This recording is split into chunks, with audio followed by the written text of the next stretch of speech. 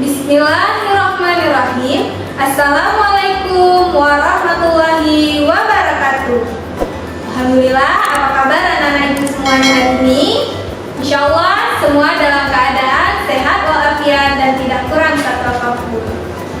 Baik anak-anak ibu, segala puji dan syukur mari sama-sama kita panjatkan kepada Allah Subhanahu wa Ta'ala, yang mana telah memberi kita kesehatan dan kesempatan sehingga kita masih dapat mengikuti proses belajar mengajar seperti sekarang ini, meskipun masih dalam keadaan pandemi corona ini. Mari sama-sama kita berdoa agar pandemi ini segera berakhir. Amin ya rabbal alamin. Tak lupa pula salawat dan salam mari sama-sama kita sajikan ke pangkuan Nabi besar Muhammad sallallahu alaihi wasallam. Allahumma sholli ala sayyidina Muhammad wa ala ali sayyidina Muhammad. Baik anak-anak ibu, segala kebiasaan baik jangan mudah untuk dilupakan. Salah satu kebiasaan baik kita sebelum memulai pembelajaran yaitu dengan beristighfar. Jadi mari sama-sama sekarang kita beristighfar sebanyak 3 kali. Astaghfirullahaladzim alladzi la ilaha illa huwal hayyul qayyum wa atubu ilaih. Astaghfirullahaladzim alladzi la ilaha illa huwal hayyul qayyum wa atubu ilaih. Sekali lagi, astaghfirullahaladzim alladzi la ilaha illa huwal hayyul qayyum wa atubu ilaih. Alhamdulillah. Anak-anak ibu, barusan kita sudah beristighfar. Apa manfaat dari beristighfar? Manfaat istighfar itu dapat membuat hati dan pikiran kita itu bersih. Jadi ketika hati dan pikiran itu bersih, kita jadi lebih mudah mengerti, memahami, serta mengingat kembali apa yang akan kita pelajari. Jadi dimanapun anak-anak berada, jangan lupa beristighfar. Nah, baik anak-anak ibu, hari ini sebelum memulai pembelajaran kita, mari sama-sama kita membuka Al-Quran, yaitu surah Al-A'raf ayat 180. Ya, anak-anak ibu di rumah masing-masing buka Al-Qurannya. Mari kita bacakan bersama-sama. A'udzu billahi minasy syaithanir rajim. Bismillahirrahmanirrahim. Walillahil asmaul husna fad'uhu biha wa dharul ladzina yulhiduna fi asma'i sayujzauna ma kanu ya'malun. Artinya adalah, dan Allah memiliki asmaul husna atau nama-nama yang baik, maka bermohonlah kepadanya dengan menyebut asmaul husna itu, dan tinggalkanlah orang-orang yang menyalahartikan nama-namanya. Mereka kelak akan mendapatkan balasan terhadap apa yang mereka kerjakan. Shadaqallahul Azim.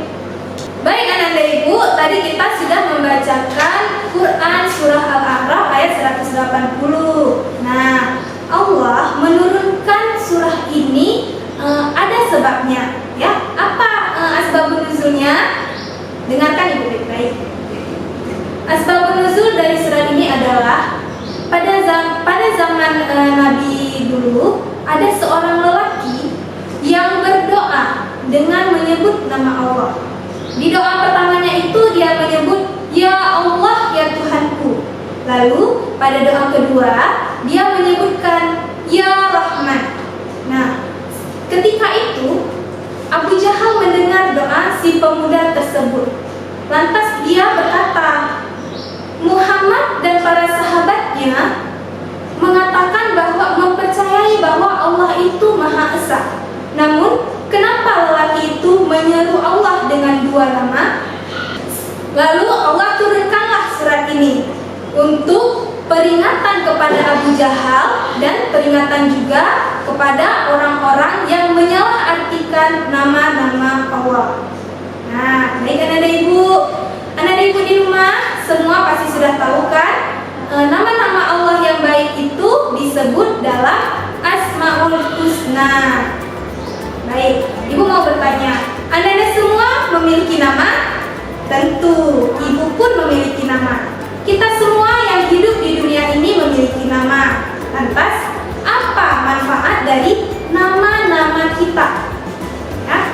Nah, anak-anak ibu, manfaat dari kita memiliki nama itu adalah salah satunya agar orang lain itu mengenal kita. Begitu juga sebaliknya, kita mengenal orang lain. Begitu juga dengan Allah.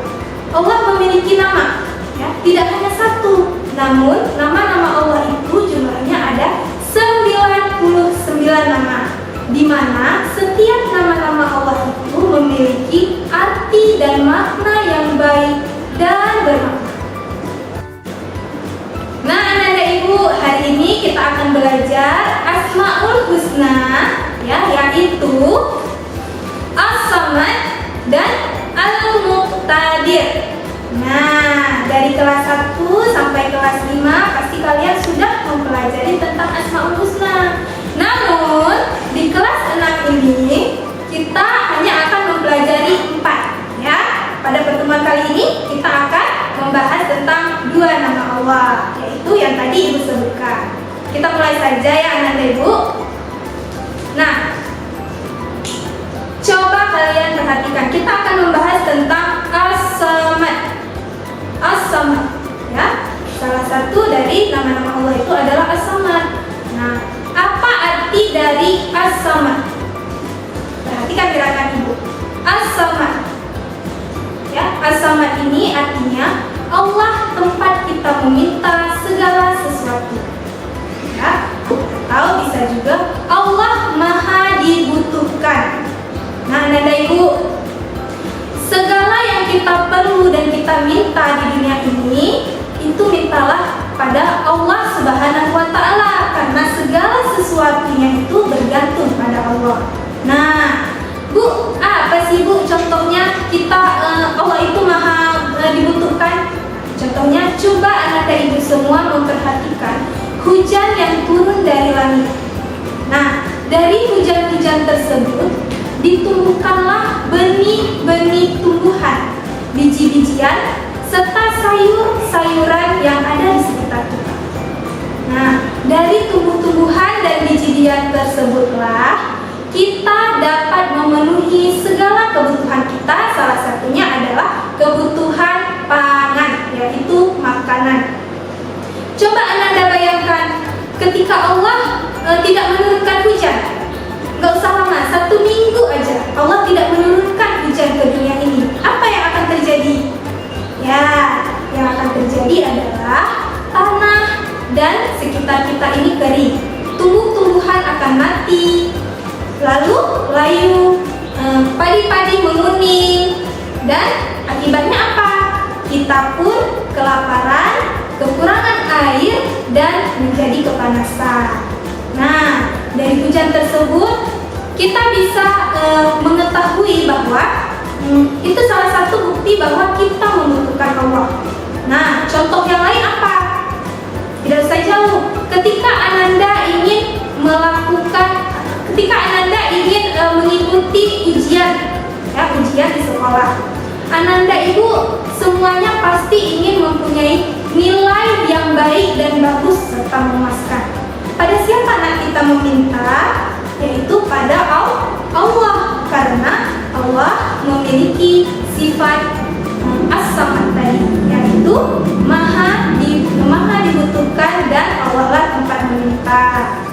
Nah, jadi tidak hanya itu ya anak ibu, ketika Anda mempunyai keinginan, permohonan, serta harapan, itu mintalah pada Allah dan jangan lupa untuk berusaha juga. Nah, Bu, bagaimana sikap bahwa kita ini sudah meneladani sifat as-samad ini ya dalam kehidupan sehari-hari. Itu salah satunya adalah kita harus memiliki sikap yang pertama, saling membantu antara orang lain ya, tidak hanya di sekolah tapi di lingkungan rumah dan masyarakat juga. Baik anak dan ibu, tidak hanya itu ya, ketika kalian memiliki harapan, keinginan serta permohonan, itu mintalah hanya kepada Allah. Kenapa? Karena Allah memiliki sifat as-samad tadi, yaitu maha dibutuhkan. Nah, pada saat kita berdoa kepada Allah, jangan lupa untuk menyebut dan menyerukan nama-nama Allah yang memiliki arti yang baik. Hal ini juga disebutkan di dalam Al-Quran, yaitu surah Al-Ikhlas ayat 1 dan 2. Mari sama-sama kita bacakan. Bismillahirrahmanirrahim. Qul huwallahu ahad, Allahus samad. Nah, ayat kedua, Allahus samad, artinya adalah hanya Allah tempat kita meminta segala sesuatu. Ananda ibu semua, kita harus berdoa dengan bersungguh-sungguh ya. Maka diharuskan pada saat kita berdoa itu kita menyebut nama-nama Allah yang mempunyai makna dan arti yang baik agar segala keinginan kita tercapai. Cara meneladani sifat as-samad ini dalam kehidupan kita sehari-hari, yaitu yang pertama, kita harus selalu meningkatkan diri untuk lebih maju dan berkembang ya. Yang kedua adalah kita harus saling tolong menolong, tidak membedakan mana yang kaya dan mana yang miskin ya anak ibu semua. Yang ketiga, selalu rendah diri dan tidak sombong. Dan yang terakhir, menjadikan Allah Subhanahu wa Ta'ala sebagai tempat meminta segala sesuatunya ya. Jadi ananda ibu jangan meminta kepada selain Allah. Misalkan ananda ibu ingin meminta sesuatu kepada Umi Abi ya. Nah, ketika Umi Abi memberikan itu adalah termasuk perantara dari Allah juga. Jadi tetap Allah yang memberikan kita segala sesuatu yang kita minta. Apakah sudah paham? Nah, kalau sudah paham, kita lanjut ke Asmaul Husna yang kedua yang akan kita bahas hari ini, yaitu Al-Muqtadir. Nah, Nanda Ibu, apa itu arti dari Al-Muqtadir? Sekarang perhatikan benda yang Ibu pegang. Nah, coba perhatikan benda yang sedang Ibu pegang.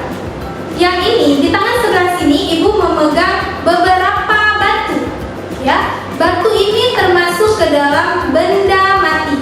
Nah, Nanda Ibu, siapa yang menghendaki batu ini menjadi benda mati? Apakah manusia? Tidak. Yang menghendaki batu ini menjadi benda mati adalah Allah Subhanahu wa Ta'ala. Dan perhatikan lagi, di tangan sebelah Ibu memegang sebuah tumbuhan ya. Nah, tumbuhan ini merupakan makhluk hidup. Siapa nak yang menghendaki tumbuhan ini menjadi makhluk hidup? Apakah manusia? Tidak. Yang menghendaki tumbuhan ini menjadi makhluk hidup adalah Allah Subhanahu wa Ta'ala. Maha suci Allah dengan nama-namanya. Baik anak-anak ibu, nah tadi kita sudah melihat ya contoh benda mati dan benda hidup. Nah, yang menghendaki benda tersebut mati dan hidup itu adalah Allah Subhanahu wa Ta'ala. Karena Allah ini memiliki sifat Al-Muqtadir. Artinya apa? Artinya adalah Allah Maha Kuasa atau Allah Maha Menghendaki. Di dunia ini ya, di alam semesta ini, baik itu langit dan bumi, segala sesuatunya itu di bawah kehendak Allah. Seperti contohnya gunung-gunung yang berdiri kokoh. Ya, lalu ada lagi lautan yang panjang dan berliku. Lalu coba perhatikan langit yang terbentang luas di atas kita. Itu berdiri kokoh tanpa ada tiang. Nah, siapa yang berkehendak atas semua itu? Apakah manusia sanggup? Nah, tentu saja tidak. Yang menghendaki semuanya adalah Allah Subhanahu wa Ta'ala. Contoh lain bahwa Allah itu memiliki sifat maha kuasa atau maha berkehendak adalah tsunami, kejadian ataupun peristiwa tsunami di tahun 2004 silam. Nah, Anda ibu semua pasti tahu kan tentang peristiwa tersebut. Gelombang pasang dari tsunami itu sangat besar hingga menghancurkan daerah perumahan warga, sampai ada bukti bahwa kapal yang sangat besar saja ya dari lautan itu naik ke darat dan berhenti di atas rumah salah satu penduduk.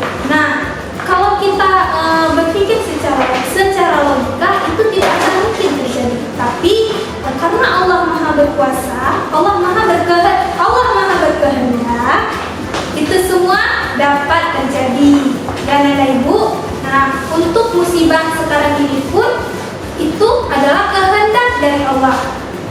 Kita sekarang sedang berada di dalam masa pandemi corona ini. Nah, jadi sebenarnya pandemi ini juga kehendak Allah, dan yang berhak dan berkehendak mencabutnya atau menghilangkannya itu adalah Allah Subhanahu wa Ta'ala juga.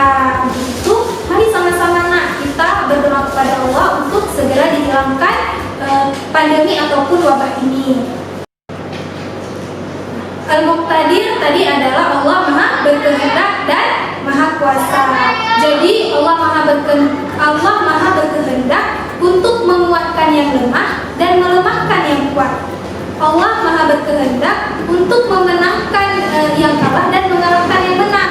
Jadi banyak sekali di sekitar kita ini tanda-tanda yang membuktikan bahwa Allah ini memiliki sifat Al-Muqtadir. Nah, manusia yang memiliki keyakinan terhadap sifat Allah Al-Muqtadir ini adalah dia tidak akan